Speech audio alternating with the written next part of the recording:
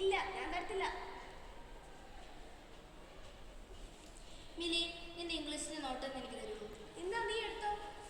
Thank you.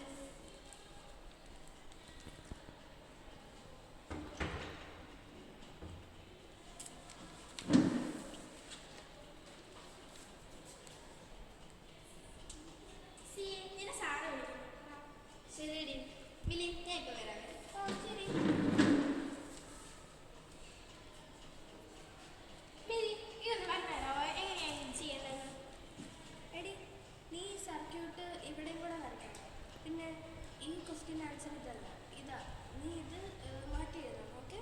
ആ എടി, നീ അമ്മയ്ക്ക് ഇംഗ്ലീഷിന് നോട്ട് കൊടുക്കാൻ ഞങ്ങൾക്ക് ശരിക്കില്ല. ഇനിയാണോ സോറി തരാം? എനിക്കൊന്ന് ആലോചിക്കണം. നീ എന്തെങ്കിലും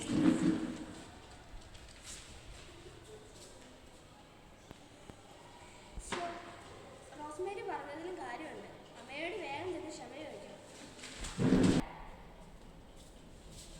എടി അമ്മ, നീ എന്നോട് ക്ഷമിക്കണം. നേരത്തെ ഞാൻ നിന്നോട് ചെയ്ത തെറ്റാണ് എനിക്കിപ്പോഴാണ് മനസ്സിലായത്. ക്ഷമിക്കാനുള്ള മനസ്സ് ഏതൊരു വ്യക്തിയുടെ സ്വഭാവ ഗുണത്തിൽ ഉൾപ്പെടുത്തേണ്ടതാണ്. ഇത് ഒരുവന്റെ സ്വഭാവത്തെ നല്ലതാക്കി മാറ്റുന്നു. ക്ഷമിക്കുക എന്നത് നമ്മുടെ സ്വഭാവ ഗുണത്തിന്റെ അടിസ്ഥാനമാണ്. ക്ഷമിക്കുന്നതിലൂടെ നമ്മുടെ സൗഹൃദ ബന്ധവും കുടുംബ ബന്ധവും ഊട്ടിയുറപ്പിക്കാൻ നമുക്ക് സാധിക്കുന്നു. ഇത് ജീവിത വിജയത്തിലേക്ക് നമ്മളെ നയിക്കുന്നു. നന്ദി.